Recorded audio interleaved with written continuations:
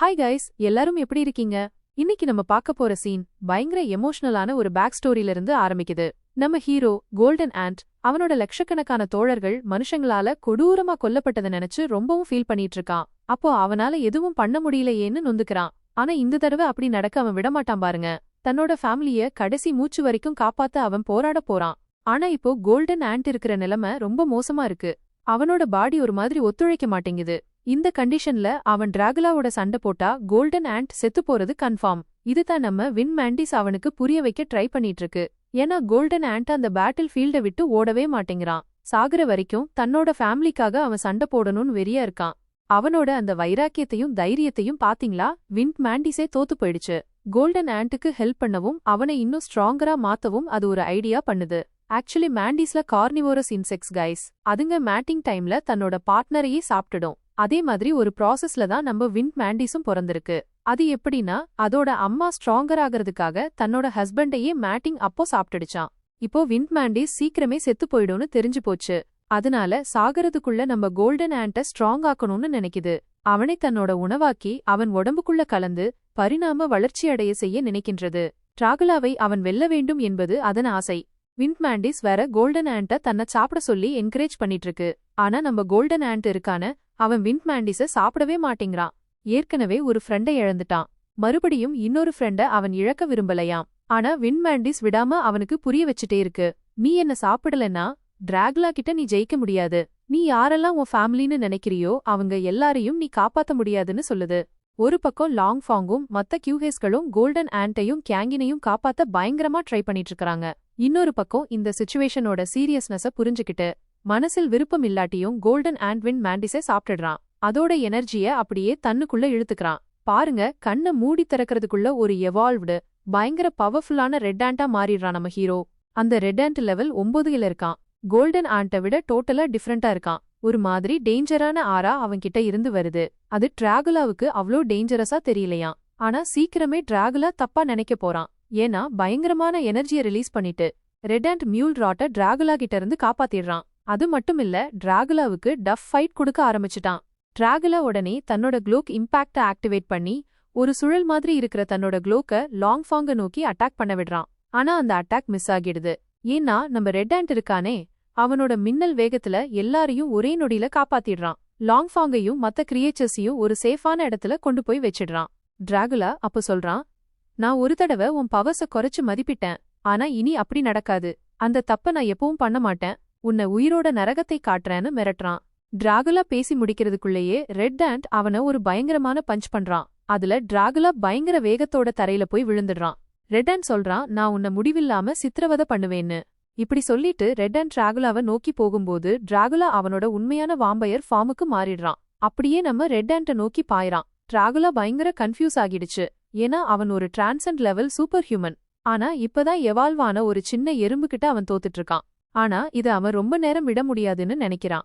உடனே பேட்டில் மோடுக்கு வந்து ரெட் ஆண்ட முடிக்க ரெடியாகிடுறான். டிராகுலா தன்னோட கைகளை 1000 முள்ளுங்களால கவர் பண்ணி அதை கூடார மாதிரி ஆக்கி ரெட் ஆண்ட கண்டினியூஸா அட்டாக் பண்ண ஆரம்பிச்சிட்டான். ஆனா நம்ம ரெட் ஆண்ட் இப்ப ரொம்ப பவர்ஃபுல்லா ஆயிட்டான்.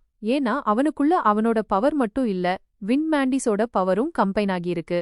ரெட் ஆண்ட் ஈஸியா எல்லா அட்டாக்ஸையும் டேச் பண்ணிடுறான். பதிலுக்கு டிராகுலாவை மாறி மாறி கன்னத்துல அரைஞ்சுக்கிட்டே இருக்கான். அவன் அவ்வளோ ஃபாஸ்டா ஆகிட்டான். டிராகுலாவால ரெட் ஆண்டோட ஸ்ட்ரைக்ஸ்ல இருந்து எஸ்கேப் ஆகவே முடியல. டிராகுலா ரெட் ஆண்ட் கிட்ட அடி மேல அடி வாங்கிக்கிட்டே இருக்கான். அப்போ டிராகுலா அவனோட வாம்பயர் பேட்ஸ வரவழைக்கிறான். அதுங்க எல்லாத்தையும் ஒரு ஸ்பியரா மாத்தி ரெட் ஆண்ட் மேல வீசுறான். இந்த அட்டாக்ல தான் டிராகுலா எத்தனையோ பேட்டில்ஸ் ஜெயிச்சிருக்கான். அவனோட எனிமீஸோட லைஃப் எனர்ஜிய அவன் ட்ரெயின் பண்ணிடுவான். ஆனா அதே அட்டாக் ரெட் ஆண்ட் கிட்ட வேலை செய்யல. ரெட் ஆண்ட் அந்த ஸ்பியரை உடைச்சு சிதறிப்போன பேட்ஸை எல்லாம் அடிக்க ஆரம்பிச்சுட்டான். தன்னை டேஞ்சர்ல பார்த்த டிராகுலா அவனோட அல்டிமேட் மூவ யூஸ் பண்றான். வாம்பயர் பாம்ஸ ரெட் ஆண்ட் மேல அன்லீஷ் பண்ணிடுறான். ஆனா ரெட் ஆண்ட் ரொம்ப கிளவரா ஆகிட்டான். அவன் அந்த வாம்பயர் பாம்ஸ் எல்லாத்தையும் டிராகுலா மேலேயே பவுன்ஸ் பண்ணி விட்டுடுறான். வெடிச்சதும் டிராகுலா மறுபடியும் வானத்துல இருந்து தரையில போய் விழுந்துடுறான். டிராகுலா அந்த அட்டாக்ல இருந்து எழுந்திருக்கவே இல்ல. அதுக்குள்ள ரெட் ஆண்ட் அவன் மேல பாயிடுறான். அவனை பஞ்ச் மேல பஞ்ச் பண்ணி கிக் மேல கிக் பண்ணி தன்னோட மொத்த கோபத்தையும் தீர்த்துக்கிறான். டிராகுலா முதல் தடவையா தன்னை தோக்குற மாதிரி ஃபீல் பண்றான். அதுவும் தன்னை விட லோவர் லெவல் கிரியேச்சர் கிட்ட அவன் தோக்குறான். ஜெயிக்கிற நம்பிக்கையை விட்ட டிராகுலா பயங்கரமா கோபமாகி எல்லாத்தையும் விட்டுட்டு தன்னோட முழு பலத்தோட ரெட் ஆண்ட் மேல பாயிறான். அவனோட ஷார்ப்பான நகங்கள், வாம்பயர் பற்கள், அவனோட ஒவ்வொரு பாடி பார்ட்ஸையும் யூஸ் பண்ணி, அவனோட எல்லா ஸ்கில்ஸையும் யூஸ் பண்ணி டிராகுலா ரெட் ஹேண்ட் கூட சண்டை போட ஆரம்பிச்சிட்டான். ஆனா ரிசல்ட் முன்னாடியே டிசைட் பண்ணியாச்சு. ஏன்னா டிராகுலா ரெட் ஹேண்டோட ஃபேமிலி மேல கை வச்சுட்டான். அவனோட மாஸ்டரை கொல்ல பார்த்தான். அவனோட வீட்டை அழிச்சிட்டான். அதனால ரெட் ஹேண்ட் டிராகுலாவுக்கு ஈஸியான மரணத்தை கொடுக்க போறதில்ல. பயங்கரமான வலியை கொடுத்தும் ரெட் ஹேண்ட் டிராகுலாவை டார்ச்சர் பண்ணிக்கிட்டே இருக்கான். அவனோட தோலை உரிக்கிறான். கிழிச்சு கொதறி டிராகுலாவுக்கு ஒரு கொடூரமான மரணத்தை கொடுக்கறான். ஆனா இதெல்லாம் பண்ணி முடிச்சதும் ரெட் ஹேண்ட் சுத்தமா எக்ஸாஸ்ட் ஆகிடுறான். அப்படியே அங்க விழுந்து தூங்கிடுறான். மறுபடியும் அவனோட கோல்டன் ஆண்ட் ஃபார்முக்கே வந்துடுறான். கோல்டன் ஆண்ட் 5 இப்போ நிம்மதியா தூங்க போறான். ஏன்னா தன்னோட காம்ரேட்ஸோட மரணத்துக்கு அவன் பழி வாங்கிட்டான். இன்னொரு பக்கம் ஓடிட்டு இருந்த லேலிங்கோட முன்னாடி சவுலிங் வந்து நிக்கிறா. ஃப்ரெண்ட்ஷிப் பண்ண இல்ல, பழி வாங்க வந்திருந்தா. லேலிங் சவுலிங்க டைவர்ட் பண்ண ட்ரை பண்றா. அவளை ஏமாத்த பாக்குறா. சான்ஸ் கிடைச்சதும் அவளோட பகைய தீர்க்க சவுலிங்கை கொல்லவும் ட்ரை பண்றா. ஆனா சவுலிங் லேலிங்கோட எல்லா மூமெண்ட்ஸையும் புரிஞ்சுக்கிட்டா. உடனே அவளோட ஃப்ளேம் எனர்ஜியை யூஸ் பண்ணி லேலிங்க தூக்கி தூரமா போடுறா. சவுலிங் டாக்டர் கிட்ட லேலிங்க மன்னிக்க மாட்டேன்னு ப்ராமிஸ் பண்ணியிருந்தா. ஆனா லேலிங்க டார்ச்சர் பண்ண மாட்டேனோ, அவளுக்கு நரகத்தை காட்ட மாட்டேனோ அவ ப்ராமிஸ் பண்ணல. சவுலிங் லேலிங்க மாறி மாறி பஞ்ச் பண்ண ஆரம்பிச்சுட்டா. லேலிங் சவுலிங்கிட்ட சண்டை போட ட்ரை பண்ணா. ஆனா சவுலிங்கிட்ட இருந்து ஃப்ளேம் ஃபிஷ் அட்டாக் வாங்கி மறுபடியும் தூரமா போய் விழுந்துட்டா. சவுலிங் அதோட நிறுத்தல. அவளோட ஃப்ளேம் பட்டர்ஃப்ளைஸ வச்சு லேலிங்க எரிக்க ஆரம்பிச்சுட்டா. அடிச்சு அடிச்சு லேலிங்க தரையில புதைக்க ஆரம்பிச்சுட்டா. லேலிங் சவுலிங்கிட்ட மன்னிப்பு கேட்க ஆரம்பிச்சுட்டா. சான்ஸ் கிடைச்சதும் தன்னோட உண்மையான காட்டி திடீர்னு அட்டாக் பண்ண பிளான் பண்ணிட்டு இருந்தா. ஆனா சவுலிங் லேலிங்கோட கையில ஸ்வோர்ட் ஃப்ளேம சொருகி அவளை டார்ச்சர் பண்ணிக்கிட்டே இருந்தா. அப்புறம் லேலிங்க விண்ட்வொல்ஃப்களுக்கு உணவா போடுறதுக்காக அவங்க முன்னாடி விட்டுட்டா. நடந்ததும் அதேதான். விண்ட்வொல்ஃப்கள் கண்ணை மூடி திறக்கிறதுக்குள்ள லேலிங்க கிழிச்சு கொதறிட்டாங்க. அவள கொடூரமா கடிக்க ஆரம்பிச்சிட்டாங்க. உயிரோடவே சாப்பிட ஆரம்பிச்சிட்டாங்க. பயங்கர பரபரப்பா போயிட்டு இருக்கு. சாவ்லிங் பாருங்க, சீக்கிரமா போகணும்னு நினைக்கிறா. ஆனா முடியல. லேலிங்க கொன்னுட்டா. ஆனா அவ உடம்புல ஏதோ பயங்கரமான வலி. சுத்தமா பவர் இல்லாம இருக்கா. அந்த மனுஷங்க வச்சிருக்க ஸ்பிரிச்சுவல் பேரியர் டூல் உண்மையாலுமே வேலை செய்யுது போல. அடுத்த சீன் மிஸ்டி மவுண்டன்ல நடக்குது. அங்க கொரில்லாவுக்கும் மனுஷங்களுக்கும் சம சண்டை போயிட்டு இருக்கு. கொரில்லாங்க பாஞ்சு பாஞ்சு மனுஷங்கள அட்டாக் பண்ணிட்டே இருக்காங்க. மனுஷங்களும் சும்மா இல்ல, பீரங்கியால போட்டு பொளந்துகிட்டு இருக்காங்க. ஃபால்கனும் ஃபாக் பீஸ்டும் வேற லெவல்ல சண்டை போட்டுட்டு இருக்காங்க. ஆனா கண்டினியூஸா சண்டை போட்டதுனால அந்த ஹை ஸ்பீட் ஃபால்கன்களோட வேகம் கொஞ்சம் கொஞ்சமா குறைஞ்சிருச்சு. முன்ன மாதிரி இப்ப சூப்பர் ஃபாஸ்டா இல்ல. இந்த கேப்பை யூஸ் பண்ணி சுப்ரீம் கமாண்டர் ஃபால்கன்ஸ் மேல பாயக்கட்டல போட்டுட்டாரு. பீரங்கி பவரையும் சூப்பர் ஹியூமன் பவரையும் வச்சு சுப்ரீம் கமாண்டர் ஃபால்கன்ஸ பிடிக்க ஆரம்பிச்சிட்டாரு. ஆனா மனுஷங்களுக்கு இருக்கிற பெரிய பிரச்சனை அந்த ட்ரீ ரூட்ஸ் தான். அதுங்க சாகவே மாட்டேங்குதுங்க. அடி வாங்கினாலும் டக்கு டக்குன்னு ஹீல் ஆயிடுதுங்க. அவங்க பவரை வச்சு அந்த மிருகத்தை டிஃபெண்ட் பண்ணிட்டே இருக்காங்க. மனுஷங்க நிறைய ஃபால்கன்ஸ தோக்கடிச்சிட்டாங்க. ஃபால்கன் லீடர் மட்டும் இன்னும் வானத்துல பறந்துகிட்டு மேல இருந்து அட்டாக் பண்ணி பீரங்கிகளெல்லாம் தூள் தூளாக்கிட்டான். அப்பதான் ஹியூமன் சோல்ஜர்ஸ்க்கு பின்னாடி ஒரு மிசைல் ட்ரக் வெடிக்குது. அந்த வெடிப்பின் நடுவுல இருந்து வாயத் திறந்து ஒரு ஏன்ஷியன் டெம்பரல் அலிகேட்டர் வருது. அந்த காலத்து முதல்ல பயங்கர கோவத்துல இருக்கு. தன்னோட ஜெனட்டிக் பாடியையும் ஸ்பீடையும் வச்சு நிறைய சோல்ஜர்ஸ ஒரே இடியா பச்சையா கடிச்சு முழுங்குது. அந்த ஏன்ஷியன் டெம்பரல் அலிகேட்டர் போர்க்களத்துக்கு வந்த உடனே அதோட டிரான்ஸ்மிஷன் ஸ்பிரிச்சுவல் மானிட்டரிங் ஹீரோஸ் கிட்ட போயிடுச்சு. தொலைஞ்சு போன முதலைய மறுபடியும் கண்டுபிடிச்சதுனால அந்த ஸ்பிரிச்சுவல் மானிட்டரிங் ஹீரோ ஸ்டாஃப் பயங்கர சந்தோஷத்துல இருக்கிறாங்க. இந்த தடவை அந்த முதலைய முடிச்சு கட்ட பிளான் போடுறாங்க. ஏன்ஷியன் டெம்பரல் அலிகேட்டரோட ஆரம்பிக்குது. சோனிக் பிளேடை யூஸ் பண்ணி முன்னாடி இருக்கிற சோல்ஜரை வெட்டி சாய்க்குது. இதெல்லாம் பார்த்து சுப்ரீம் கமாண்டர் பயங்கர டென்ஷன்ல இருக்காரு. ஏன்னா இதுக்கு அவரு சுத்தமா ப்ரிப்பேர் ஆகல. கமாண்ட் பார்க்கோட எல்லா சோல்ஜர்ஸும் பின் வாங்கிடுறாங்க.